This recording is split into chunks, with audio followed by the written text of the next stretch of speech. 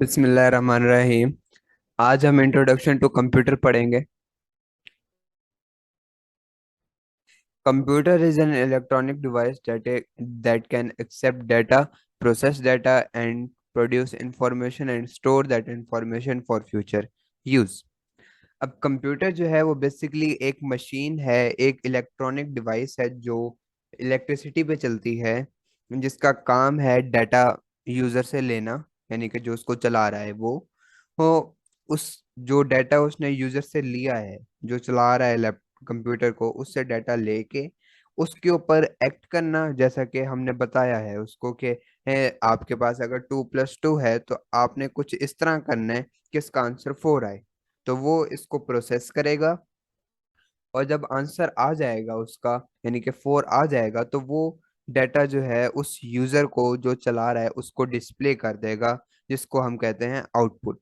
और अगर उस डाटा को स्टोर करना होगा तो वो उसको स्टोर कर देगा ताकि हम उसको बाद में दोबारा कभी यूज कर सकें। इनपुट के लिए अब जैसे कि हम कीबोर्ड यूज करेंगे, प्रोसेसिंग के लिए सीपीयू, आउटपुट के लिए हमारा मॉनिटर। कंप्यूटर जो है वो हार्डवेयर और सॉफ्टवेयर इन दो कंपोनेंट्स पे है बेस करता है। हार्डवेयर उसके फिजिकल पार्ट्स या एलिमेंट्स जैसे कि माउस, कीबोर्ड, मदरबोर्ड, स्पीकर। और सॉफ्टवेयर जिसके जरिए हम जो है प्रोसेसिंग करते हैं एक किस्म की है। माउस और कीबोर्ड से हम इनपुट देंगे, और सॉफ्टवेयर जो है वो उस माउस और कीबोर्ड से इंफॉर्मेशन जो हमने दी उस पे एक्ट करेगा और काम करेगा। ठीक है। ये बेसिकली कंप्यूटर को बताता है कंप्यूटर ने क्या करना है, कैसे करना है और कब करना है। ये एक सेट ऑफ प्रोग्राम्स होता है। अब जो हार्डवेयर है उसके भी कई पार्ट्स, दो पार्ट्स हैं, एक इनपुट डिवाइस और एक आउटपुट डिवाइस। इनपुट डिवाइस जो है वो कोई भी पेरिफेरल डिवाइस होती है, piece of computer hardware equipment. And ये बेसिकली कोई भी डाटा का signal, control signal processing system को, इंफॉर्मेशन प्रोसेसिंग सिस्टम को प्रोवाइड करता है, जो कि इस वक्त हमारा सीपीयू है। इनको हम इनपुट डिवाइस कहते हैं, और ये है ह्यूमन रीडेबल से डाटा जो है वो कन्वर्ट कर देता है कंप्यूटर रीडेबल पे। यानी कि हम जैसे समझते हैं ABC, लेकिन कंप्यूटर ABC नहीं समझ सकता, वो 0 1 की लैंग्वेज समझता है, बाइनरी की लैंग्वेज समझता है। तो इनपुट डिवाइस बेसिकली हमारे ह्यूमन रीडेबल से कंप्यूटर रीडेबल बना के सेंड करते हैं। और आउटपुट जो है वो बेसिकली ह्यूमन कंप्यूटर रीडेबल से ह्यूमन रीडेबल कन्वर्ट करके हमें डिस्प्ले करता है, जैसे कि प्रिंटर। अब अगर हम प्रिंटर के अंदर वो फंक्शनैलिटी ना हो जिससे हम ह्यूमन रीडेबल कंप्यूटर रीडेबल से ह्यूमन रीडेबल करें, तो वो हमें 0 1 प्रिंट करके दे देगा, जो कि हम नहीं समझ सकते। तो इसीलिए आउटपुट डिवाइसेस जो हैं वो कंप्यूटर रीडेबल से ह्यूमन रीडेबल कन्वर्ट करके हमें डिस्प्ले करते हैं। और जैसे कि मैंने आपको पहले एग्जांपल दी थी, 2+2 =4, तो जो आंसर 4 आएगा वो हम आउटपुट डिवाइसेस के जरिए ही देख सकते हैं। अब सेंट्रल प्रोसेसिंग यूनिट, जो कि एक किस्म का दिमाग है कंप्यूटर का, और इसी के अंदर जो है वो सारे प्रोसेसिंग होती है। अब कंप्यूटर जो है, सीपीयू जो है वो तीन पार्ट्स पे मुश्तमिल है। पहला अर्थमेटिक लॉजिक यूनिट, दूसरा कंट्रोल यूनिट, और तीसरा मेमोरी यूनिट। अब अर्थमेटिक लॉजिक यूनिट जो है वो जितने भी अर्थमेटिक और लॉजिकल ऑपरेशंस हैं, जैसे कि प्लस माइनस या फिर एंड और नॉर जोर के ऑपरेशंस, वो सारे ये यूनिट परफॉर्म करेगा।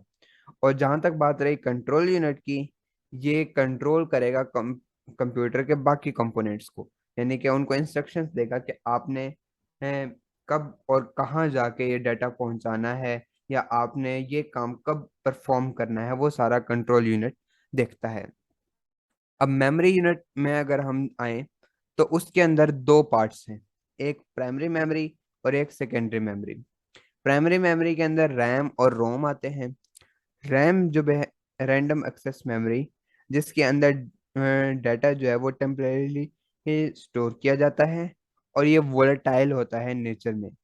यानी कि एक दफ़ा आपने लैपटॉप बंद कर दिया या कंप्यूटर बंद किया तो रैम के अंदर जो भी डाटा होगा वो सारा इरेज हो जाएगा, और जब आप वापस रन करेंगे, दोबारा चलाएंगे लैपटॉप या कंप्यूटर को, तो ये क्या नाम है, बिल्कुल ही क्लीन से स्टार्ट होगा और इसके अंदर डाटा न्यूली एंटर किया जाएगा। फिर रैम के अंदर हम डाटा जो है वो रैंडमली स्टोर करते हैं, और प्रोसेसर जो है वो इससे डाटा रैंडमली एक्सेस करता है, अगर हम उसके कॉलम और रोज को पता हो। ठीक। उसके बाद हमारे पास रोम आ जाती है। रोम परमानेंट फॉर्म ऑफ स्टोरेज। इसके अंदर जो भी डाटा है वो परमानेंटली स्टोर किया जाता है, और ये हमेशा एक्टिव रहता है जब पावर सप्लाई ऑन हो। जो ही हम ऑन करेंगे तो ये तब से लेकर आखिर तक एक्टिव रहेगा, और इसके अंदर जो भी डाटा है वो वन टाइम स्टोरेज के लिए होता है, यानी कि एक दफा हमने उसके अंदर स्टोर कर दिया, सो कर दिया, अब दोबारा ही इसके अंदर हम चेंज नहीं कर सकते। और ये जो है हमें डाटा स्टोर तो करने देता है, लेकिन मॉडिफाई करने नहीं देता। एक दफ़ा स्टोर कर लिया तो दोबारा हम इसको मॉडिफाई नहीं कर सकते। अब सेकेंडरी मेमोरी आ गई हमारे पास। सेकेंडरी मेमोरी के अंदर हार्ड ड्राइव हमारे पास आ जाती है, या फिर ऑप्टिकल डिस्क आ जाती है। अगर हम हार्ड ड्राइव की बात करें तो इसको हम डिस्क ड्राइव या हार्ड डिस्क ड्राइव भी कहते हैं। इसके अंदर जो भी डाटा है वो हम एक तो लार्ज अमाउंट में हम इसके अंदर डाटा स्टोर कर सकते हैं, यानी कि 100 गिग्स, 200 गिग्स या 1 टेराबाइट जो है वो हम इसके अंदर डाटा स्टोर कर सकते हैं। और ये इलेक्ट्रोमैग्नेटिक चार्ज के जरिए हमें डाटा जो है वो एक्सेस करने देता है या मॉडिफाई करने देता है। ऑप्टिकल डिस्क जो है वो एक किस्म की लेजर लाइट यूज करता है रीडिंग या राइटिंग के लिए डाटा की। अब कुछ ड्राइव जो हैं वो ऑप्टिकल डिस्क वो सिर्फ रीड के लिए होते हैं, यानी कि एक दफ़ा हम उसके अंदर डाटा स्टोर कर देते हैं और दोबारा फिर हम उसके अंदर डाटा स्टोर नहीं कर सकते। लेकिन अब जो आ रही हैं उसके अंदर हम डाटा स्टोर भी कर सकते हैं और राइट भी कर सकते हैं। तीन अब हमारे पास मेन टाइप्स हैं ऑप्टिकल मीडिया की। एक सीडी, डीवीडी और ब्लू रे। सीडी जो है वो बेसिकली हमारे पास जो है वो आज से कोई 10 से 15 साल पहले यूज होती थी, लेकिन डीवीडी अब नॉर्मली कॉमन यूज हो रही है, और ब्लू रे काफी यूज होती है, लेकिन एक वास्ट वैरायटी के ऊपर नहीं यूज होती। जो सीडी है वो अप टू 700 मेगाबाइट्स तक का डाटा स्टोर करती है। फिर डीवीडी जो 8.4 GB तक का डाटा स्टोर कर सकती है। और ब्लू रे जो कि फिलहाल ही एक टाइप आई है, न्यूली इंट्रोड्यूस किया गया है, जो कि 50 गीगाबाइट्स तक का डाटा स्टोर करती है। और तीनों ही एक काफी अच्छा एडवांटेज है हमारा फ्लॉपी डिस्क के ऊपर, जो कि सिर्फ एक 1.44 मेगाबाइट्स का डाटा स्टोर करने देती है, जो कि आजकल की तो एक फोटो का साइज भी इससे बड़ा होता है। उसके बाद स्टोर सॉफ्टवेयर आ गया। सॉफ्टवेयर जो है वो एक ऑर्गेनाइज कलेक्शन है कंप्यूटर के डाटा की या कंप्यूटर के इंस्ट्रक्शंस की, जिसके ऊपर हम जो है जो भी डाटा आता है इनपुट डिवाइसेस के जरिए उसको हम प्रोसेस करते हैं।